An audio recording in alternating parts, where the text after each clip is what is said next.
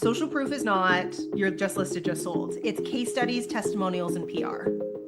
So for you, there's no better social proof than the fact that you have this great podcast and Right. that you truly an expert where you're leading conversations with people in the industry. So Mhm. you've got that baked right in. But for the average agent, they have no media. They have no attention. They have no external or, third-party bias.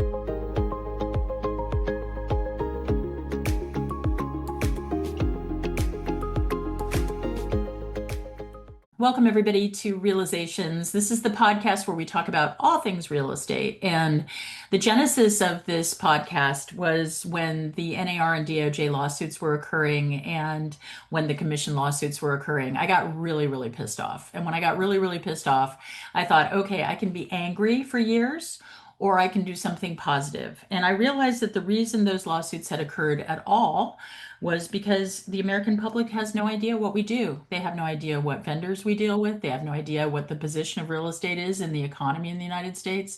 They have no idea what our worth is essentially. And so rather than feeling unworthy, I decided that I would highlight and bring up for everyone the different issues that come across our desks every day.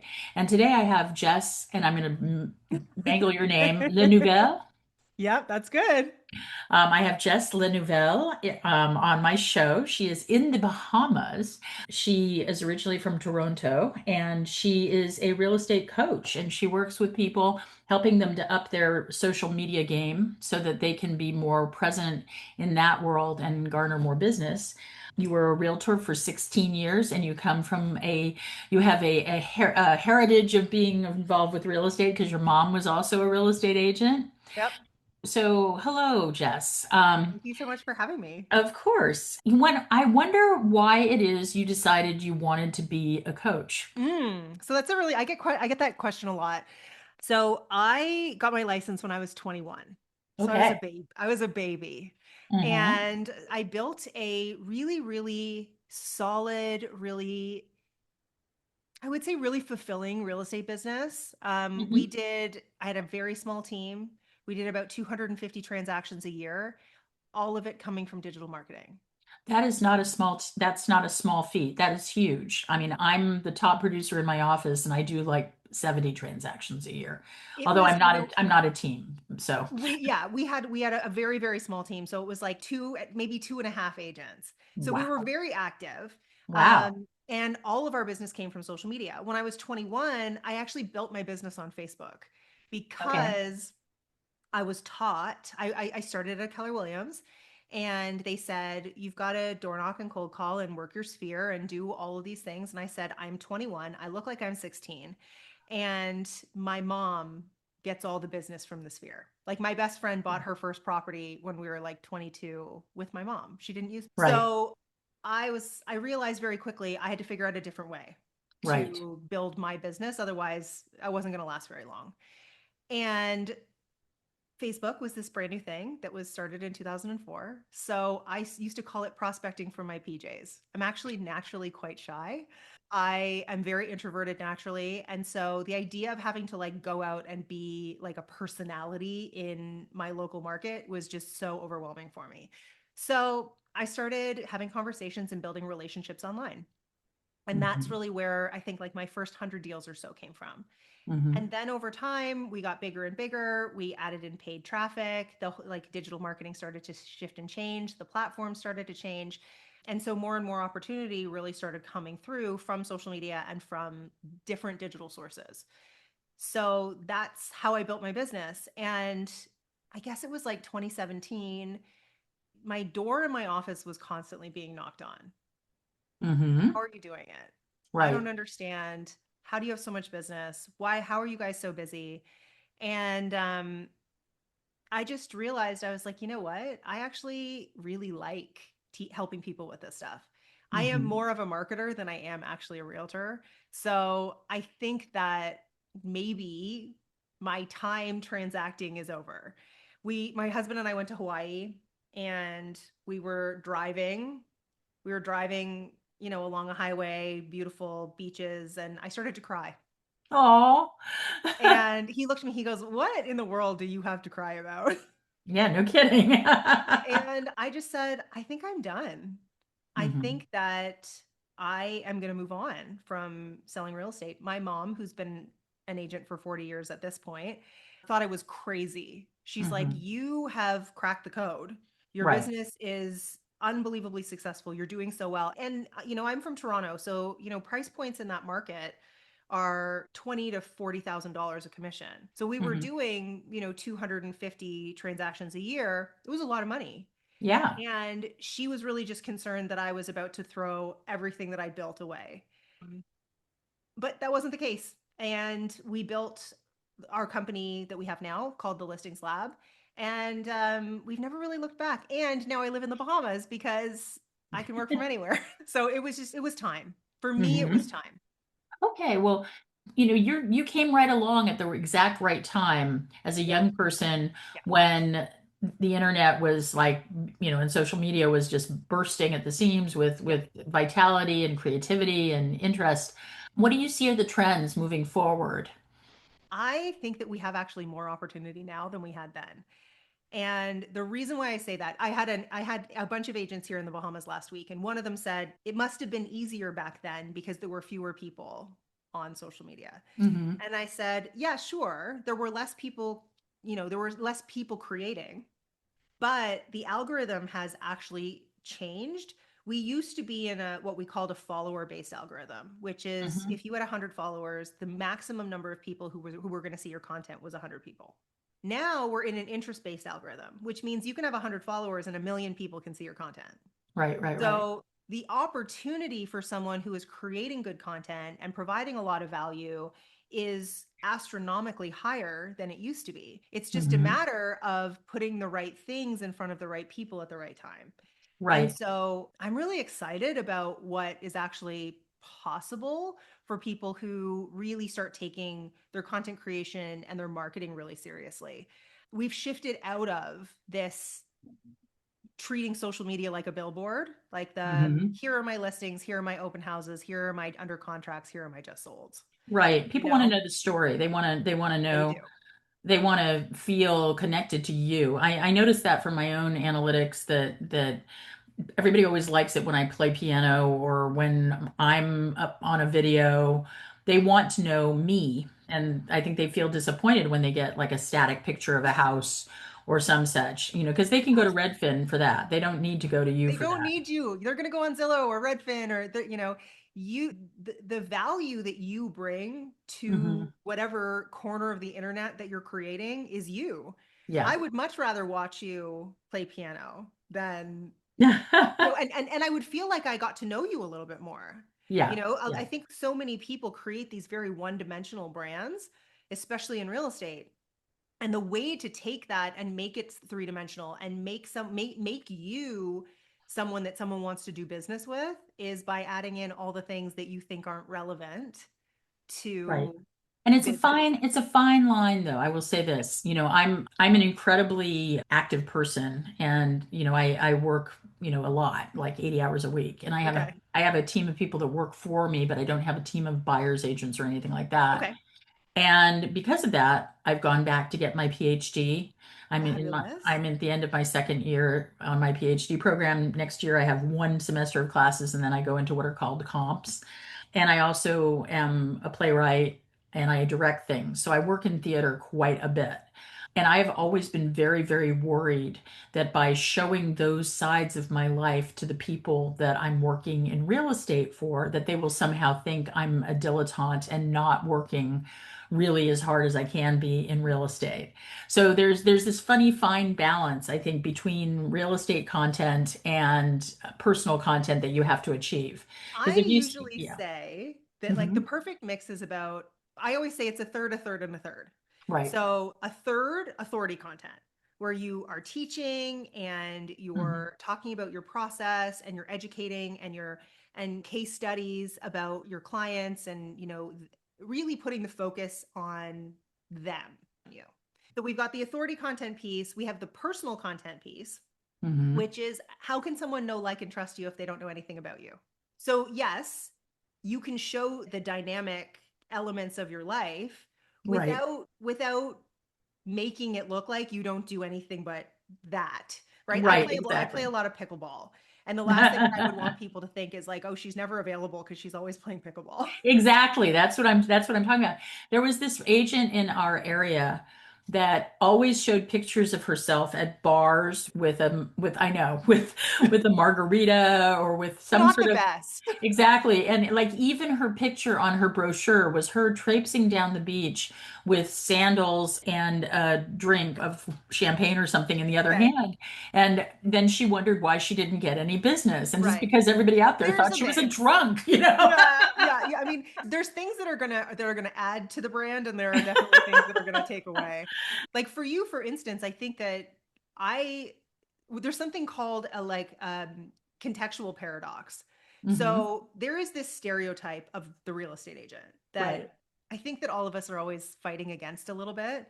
right. Um, the stereotype of us is not always like and the way that we're portrayed in movies and things like that, not always like the most flattering.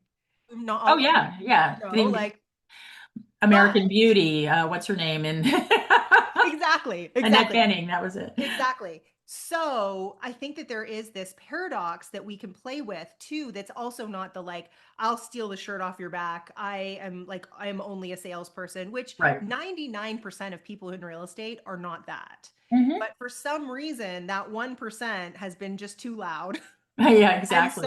And so for you, for instance, you have all of this texture to your Hmm. life that I think, Yeah, you can't, you should and can share right. alongside the value and the social proof for what you're doing in your business that really creates that element of authority. I am more likely to work with you because you're super involved in theater and because you play the piano and because you have these other interests that I feel like I Hmm. can talk to you about. Right, right. Whereas sometimes when someone's just a real estate robot online, they Hmm. don't feel as interesting, as compelling, as yeah, they're not as followable. Right. So you got through two of the pillars of Yeah. what was the third? You didn't The get to third the third. one, the third one is social proof. Now I define social proof a little bit differently. Social proof is not you're just listed, just sold. It's case studies, testimonials, and PR. So for you, there's no better social proof than the fact that you have this great podcast and Right. that you are truly an expert where you're leading conversations with Hmm. people in the industry. Hmm. So you've got that baked right in. But for the average agent, they have no media, they have no attention, they have no external or third party bias. Right. So case studies and testimonials, case studies, the way that I always explain it is that's why we love HGTV so much. It's Right. like an entire network of case studies that we love to Right. watch. We get to Right. live vicariously through the people that we're watching. You just do case Right. studies for your clients. And you Right. said before, just like you said earlier, like the storytelling is the most important piece. That's how you can showcase what it is that you actually do and create even more authority, but through the stories of your clients. Testimonials, I say testimonials should always be screenshots. I think Hmm. that so many people use Canva and Hmm. discredit themselves with the way that they're using Canva. They take, their reviews and their testimonials and they make them purple and then they post them that way. Whereas just a screenshot, it may not be the most beautiful thing in the world, but it's way more trustworthy. It feels authentic. It really does. And then PR, which is any kind of media attention. And I think that what agents don't realize is that they're waiting. A lot of agents sit and they wait to be contacted for PR opportunities. But the reality is that every single news article, every podcast, all of these things, all of those people are content creators.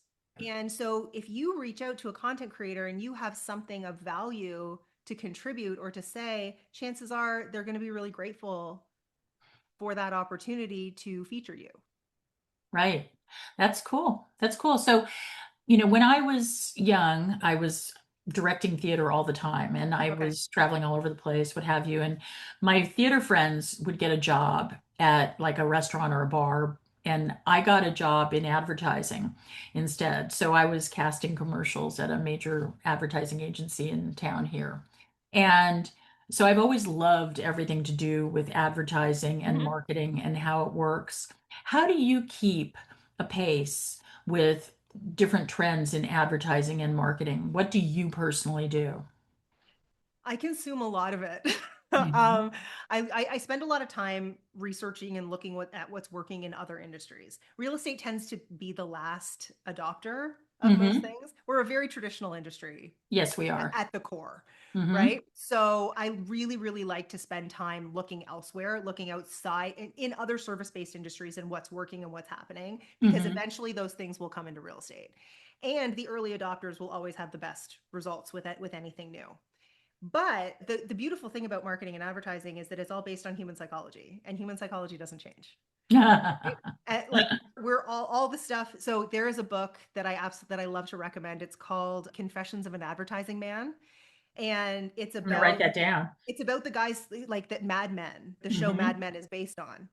And all of those fundamental principles that have always worked in advertising and in marketing, direct response, it's all the same. It's just Hmm. the context that's changed. The medium that we're using. We're not using, radio and newspapers. We're using social media and Facebook ads. And Right. so, but the psychology and the strategy and the basics are always the same no Hmm. matter what changes. Yeah, I found a long time ago I started on my just sold cards instead of going just sold this beautiful Thousand Oaks house that had 4 bedrooms, 5 bathrooms that was listed for 1,200,000 and sold for 1,800,000. Blah. I started saying this was a really interesting story because these people met me in the Whole Foods and we were talking for a while and I ended up coming over to their house and this is what I ended up seeing and this is how we worked it and this is what we did and I was so pleased with the result and come meet your new neighbors, blah, something like that. So much more interesting. Exactly. Somebody will actually read that as Yeah, opposed to one, and what do you think is the ramification at this point in time of AI in relationship to all of this? the big question. Yeah, I actually did a 1 hour training this morning on AI and how I think that realtor service packages are going to change because of it, because we're no longer the keepers of information. correct. For our whole careers, including my entire real estate career, I was the smartest person in the room. We're not anymore. And our We're not clients anymore. they're so on top of every shred of information they can possibly find. Absolutely. It's mind-boggling. Yeah. Absolutely. So from a marketing standpoint, I know that the platforms are very much devaluing AI generated content, and Hmm. they're pushing it down, and like original content is really being pushed up to the top. Hmm. Adam Mosseri, who is the head of Instagram, he's talked quite a lot about this recently. I'm very lucky. He doesn't give me too much information because he's not allowed to, but my little brother is actually in charge of the explore page algorithm at Instagram. I wish that it was more beneficial to me than it is in reality. He's very much Yeah. like won't tell me anything that's not ready to be in real Yeah. life. Well, he can't. He Yeah. can't, and it's the worst because I feel like I'm just so close. But Hmm. but yeah, they're very much prioritizing original content and they're devaluing and pushing down the AI generated content. But again, like I think that where the difference is going to happen in real estate is that it's the true value of the things that AI can't do, that Hmm. agents do, that will become really important. So it's not Human just connection. Human connection, high levels of service, um, high touch. anything really high touch and high concierge. Yeah. Yeah. That's what I think too. Well, you are a dream guest. You are brilliant and beautiful and smart and funny and all of those Andrea, are things. we best friends? Yeah, we are now. And do you have any kids by any chance? I don't know. Okay. I have puppies and I have cats Me and too. I have three little dogs, 2 cats, and 2 parrots. you So and we're a match made in heaven. I got two dogs and four cats. I love it. And what is it like living in the Bahamas? I'm curious. Oh, it's absolutely as wonderful as you could imagine that it would be. We've been That's here so for fun. about 5 years, and Oh, wow. it's an absolute dream. We're on a tiny. I always say that we moved to a deserted island, and Wow. it's very quiet. It's very lovely. I mean, there's pros and cons. Like there's like Yeah. 4 restaurants, right? Like there's Right. not a lot of choice. I can't buy Right. underwear here. I have to order it, right? But at the same time, it's everything is beautiful. Everything is quiet. And I'm a 40-minute flight from Miami if I need to be. Yeah, there you go. There you go. Well, what a lovely thing to talk to you today. Have a beautiful rest of your day. Thank you, you Thank too. you. If people want to get a hold of you, how do they get a hold of you? My name, Jess Lenouvel on Instagram. Okay. That's the best place. And what about the company that you work with so that So they my company's called The Listings Lab, and our main website is just thelistingslab.com. brilliant. Thank you. Thank Thank you. I you. think this is wonderful content for my viewers. So thank you so very, very much. Anytime. Thank you so much. If you loved hearing from these incredible voices shaping real estate, you'll want to catch what's next. Click the video on screen to keep discovering more inspiring stories.